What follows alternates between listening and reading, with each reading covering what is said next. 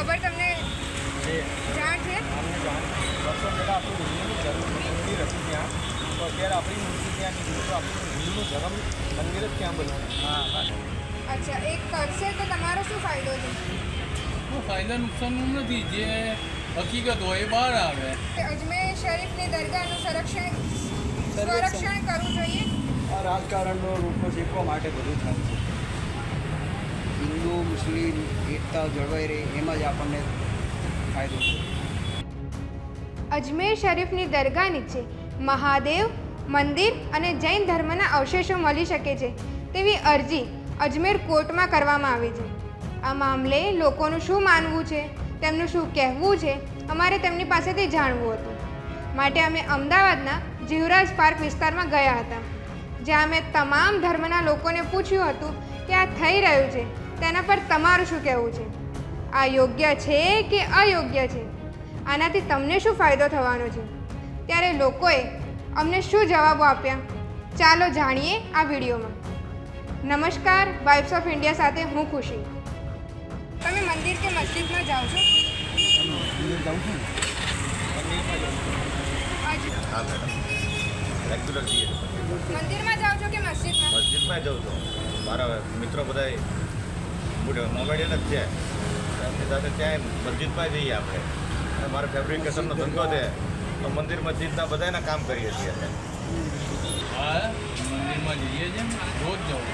અમારા બાજુમાં મંદિર છે, હું રોજ જઉં છું ત્યાં. મસ્જિદમાં જાઓ છો? મસ્જિદમાં નમાજ પઢવા જાઉં છું.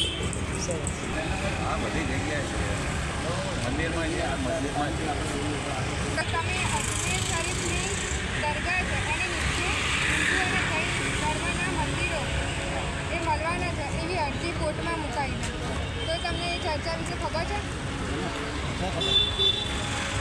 અમને જાણ વર્ષો પહેલાં આપણું હિન્દુનું મંદિર હતું ત્યાં, તો અત્યારે આપણી મૂર્તિ ત્યાં નીકળી, તો આપણું હિન્દુનું ધર્મ મંદિર જ ત્યાં બન્યું.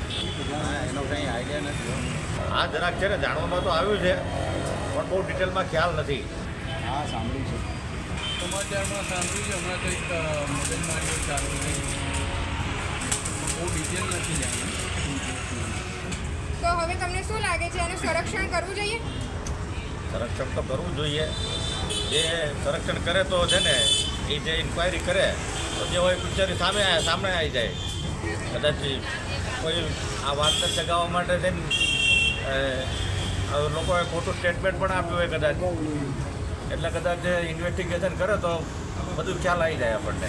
તમે એવી જાય છે કે એનું સંરક્ષણ થવું જોઈએ, એટલે ખબર પડી જાય. શું લાભ? થવું તો જોઈએ ને.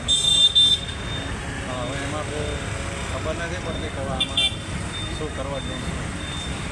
જાંચ કરવી જોઈએ. હા, કરવી જોઈએ, કરવી જોઈએ, એમાં ક્યાં કરવાનું.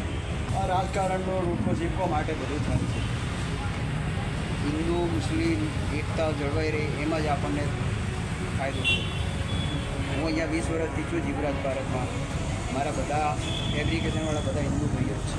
શેઠ બધા બધા મારા શેઠ છે, હિન્દુ જ છે. અહીંયા જેટલા પણ છે ને બધા મને ભાઈ તરીકે રાખે છે. અને કોઈ દાડે એવું હિન્દુ મુસ્લિમનો કોઈ ભેદભાવ તો નહીં, ભેદભાવ નથી. સદા મને ભાઈ ગણે છે. અમારા ભાજપના જ કાર્યકર્તા છે દેવેન્દ્રભાઈ મિશ્રા, એમના પાસે હું 5-6 વર્ષથી છું. એટલે તમે માનો છો કે સર્વેક્ષણ કરશે તો પણ ચાલશે અને નહીં કરે તો પણ ચાલશે? આમાં કોઈનું મન દુઃખ ના થાય છે. પ્રેમ ભાવના રહેવી જોઈએ. આ સંરક્ષણ બાદ તમને શું ફાયદો થશે? આપણા હિન્દુનું ધર્મ મંદિર છે ત્યાં તો દર્શન કરવા જઈ શકીએ, અને આપણું જે ધર્મ છે ત્યાં જઈ પણ શકીએ.